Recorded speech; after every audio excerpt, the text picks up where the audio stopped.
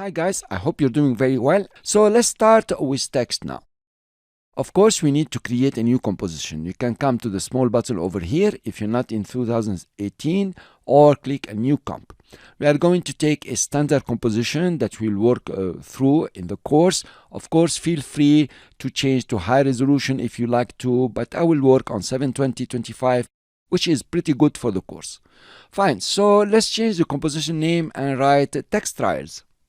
And then I will leave it 25 frames. It doesn't really matter because we're not going to animate here. And the time is 5 seconds. Now the background color here, I will change it to something that is nice for you. Okay, you can see it nicely. Click OK. And then I click OK to create the composition. Cool, guys. When you're working with text, the character panel and the paragraph panel are very important. And sometimes also the align panel. Now, for the purpose of this lecture, I will click on the character panel and take it outside so it's visible all the time. We learned that in the previous section. I will do the same for the paragraph panel. Let's take it out, just over here, bottom. Okay. Then I will come over to the character panel and stretch it down so we see everything. Okay, here you are. Notice what's happening in the character panel. Before you start putting any text, notice the font is Arial, it's narrow, the text size is so big, there is so many settings here. Well, this is not convenient to start writing new text, mainly in a new project. What I recommend is you always reset your character panel. Okay, please do that, because there are some settings here that are very confusing. So when you reset your character panel, it falls to Times New Roman and regular, and the font size is very small. You can immediately start changing this. If you click on the arrow next to the font name, you will have a list of all the fonts you have in your system. You can also add some from the type kit. Later on we'll see that. So I'm going to choose here Arial.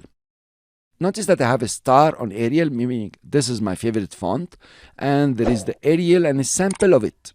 If you turn down this arrow just here between the star and the Arial, you get all the font styles for this font. Let's choose, for example, I don't know, regular. Here you are. Now the font size is very small. The best way to change it is just to click inside, so you can edit the number and type, for example, 100 in our case. Cool. In the paragraph panel here, we can reset it if you like, okay, but I will leave it to center text. It's easier to work with center text. When I will start adding text, it's going to use these settings and these paragraph settings. To add text, you come to your text tool over here. If you long click, you will have horizontal type tool and vertical type tool. For now, let's stick to horizontal type tool. So you can come over to your composition viewer here and click and start typing. This is one way to do it. Notice the mouse pointer. It is in text add now. But the nicest way to add text is just to double click on the horizontal type tool. Here you are. So it starts allowing you to add text just in the middle of the composition, 100% centered. And then you start typing the text. Let's type motion graphics. Okay, so I type motion graphics here and notice my mouse pointer. This mouse pointer means that you are in the edit mode for the text layer. If you take it outside, you will notice now it's in the move edit mode. It means I will be able to move the layer but still in the edit mode. If you click out, you can start moving the layer, okay, and then if you release, you're still in the edit mode. Now obviously I made a mistake here, like grab, blah, blah, blah, I don't know. So let's correct this mistake. What you do is just use the arrow keys if you want, left and right, or simply what I like doing is clicking and selecting some characters over here, okay, and typing again the right word. That will be graphics. Cool. I will click outside and position it. Now you can, of course, continue editing by positioning the edit pointer anywhere you want. Here you are. And typing more if you like, or deleting them with the backspace.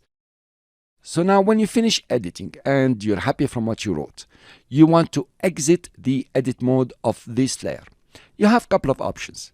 If you press Ctrl Enter, which I will do, you will exit the edit mode of this text layer, but stay in the text tool. So you can click anywhere now, here you are, and start adding more text. Now, if you're happy from your text, let me do a correction here. If this is all the text that you want to add, you don't want the text tool anymore, to exit the editing mode, you just go for your selection tool. You can't press V because of course it will write V. So you go for your selection tool. Now you have exited the edit mode and also exited the text tool. So you can click now and adjust your layers wherever you want them. Let's say now after exiting, you want to edit your text. My favorite way is to come to the layer. You notice I have the bounding box appearing and I double click. It will highlight and select all the text within the layer. Cool. Then I can highlight whatever I want, okay, or even put it in the middle and type more text, highlight another text, for example, and delete it. To exit now, I have the choice. I can press Ctrl Enter, or I will go for the selection tool. So to edit a text layer, just double click on it, and then you can click anywhere and start editing or using the cursors left and right, and if you like whom and you can edit your text. So it's pretty easy, pretty simple. So now you have learned how to add the text and how to edit the text and how to move the text layer. So notice what happened in the timeline. A text layer has been created. You notice the T for text layer, and it's actually showing you what you have written, and this is the motion graphic text. If you scroll down a bit, you will notice that you have text. This is the content itself, and you have the transform. This is transformation for animating the text layer itself. Within the text, you will have several options here that we will see later on in the course. Thanks very much for listening. I will see you in the next lecture